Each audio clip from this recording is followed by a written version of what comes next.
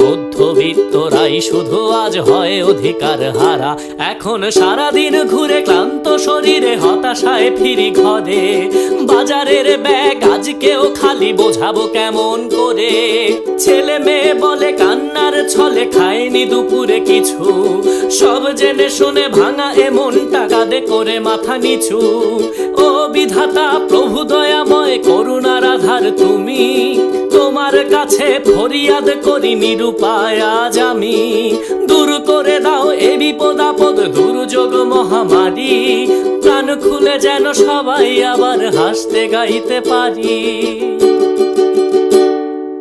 এসব কথা শুনবে কে, আজ বলবো কাদের কাছে?